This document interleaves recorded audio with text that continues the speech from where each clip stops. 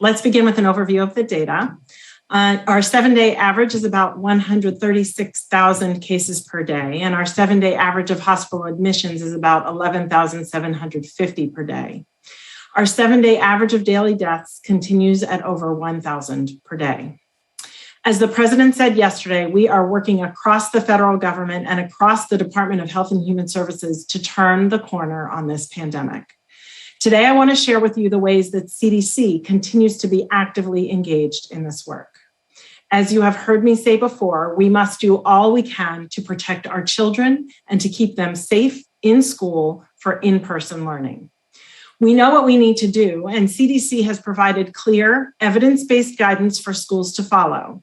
This includes universal masking of students, teachers, staff, and visitors to schools, regardless of vaccination status, making sure that schools work to improve ventilation, implementing school screening testing programs, and making sure that those who are eligible are vaccinated. And we have resources and toolkits to implement these measures. CDC stands ready to provide technical assistance for schools and jurisdictions who request our help. Over the past 2 weeks, I've shared with you data from CDC and our public health partners that demonstrate the important role of vaccination in protecting children.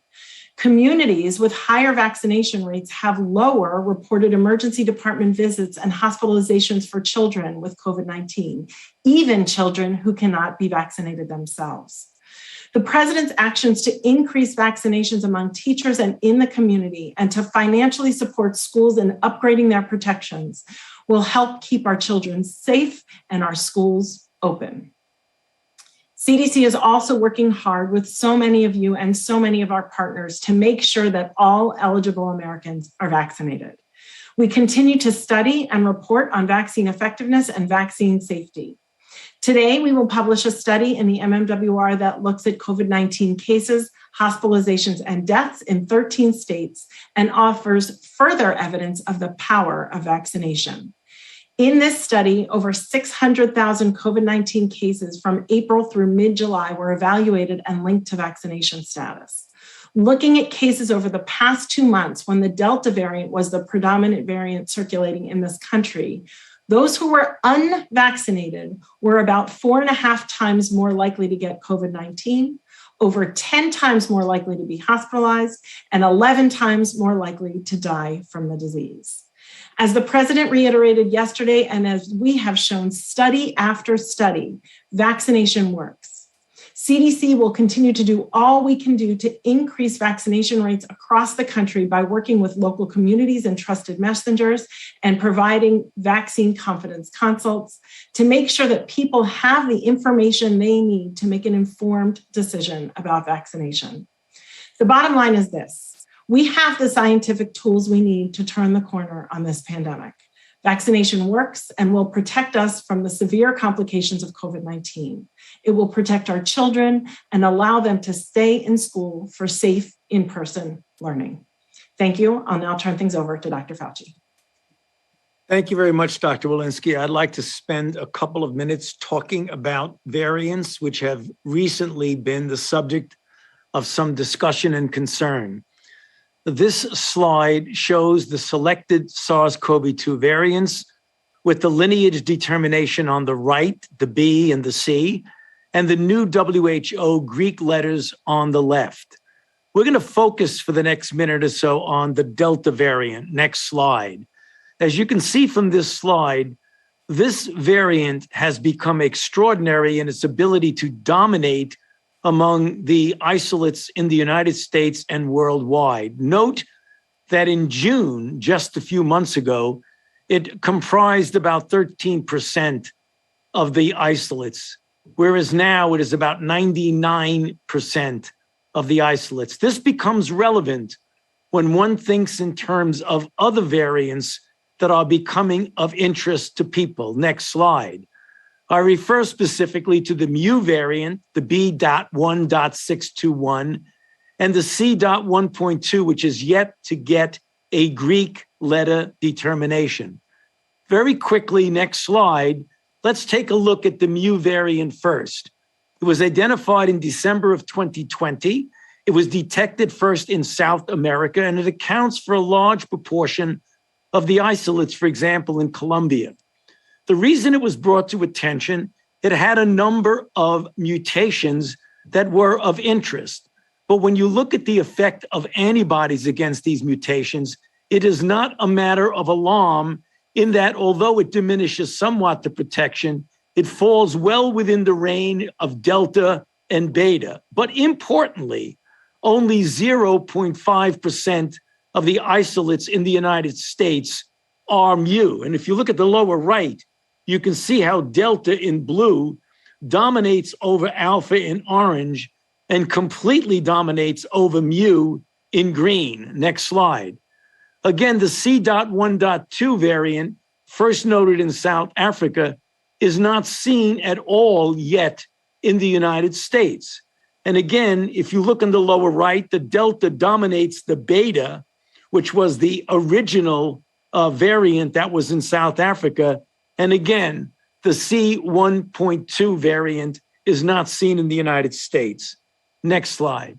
So the bottom line of all of this, the prevalence of the mu and the C.1.2 variant is extremely low in the United States, 0.5% for mu and nothing for the C.1.2, because the Delta variant continues to dominate.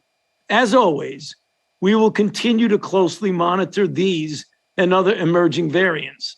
But the most important thing we can do to protect against any variant, be it Delta, mu, or C.1.2, is to get vaccinated, which has always been our predominant message. I'll now hand it over to Dr. Murthy. Well, thank you so much, Dr. Fauci. As you've heard from all of us already, the Delta plan that the president announced yesterday is going to be pulling on every lever the federal government has to respond to the virus. And helping more people get vaccinated is one of the key strategies in this plan.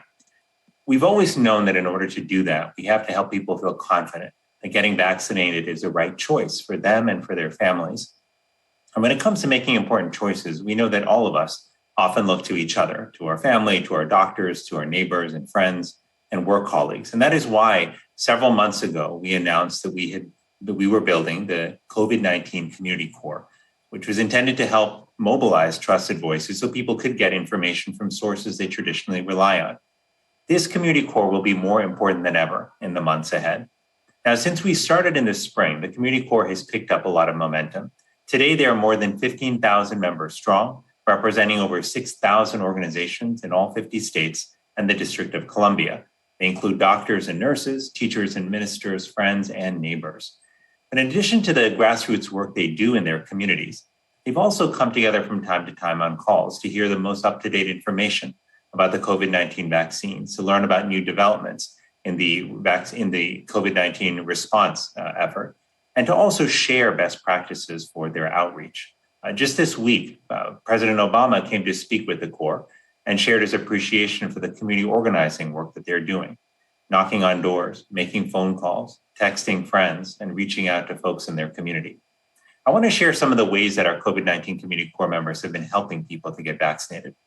First, we've seen extraordinary efforts in Native and rural communities, which are often located much farther from large hospitals and other healthcare providers.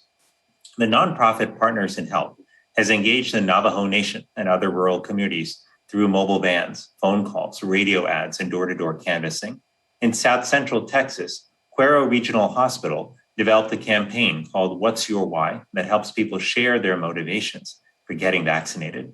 And organizations in Kentucky, like the University of Kentucky and St. Clair Medical Center, have worked with local partners from schools to churches, small businesses, to help people share encouraging messages about the vaccines across the Appalachia region. They've hired healthcare workers who connect folks not only to COVID-19 vaccines, but also to preventive screenings, resources to help manage chronic disease, and information about childhood immunizations, which many kids have fallen behind on during the pandemic. These are just a few of many examples where the COVID-19 vaccine outreach effort has been a bridge to broader healthcare access. The second area I'd like to highlight is the work our Community Corps partners are doing with parents and youth, especially as kids go back to school. The organization Immunize Nevada recently hosted an all-day back-to-school vaccination event.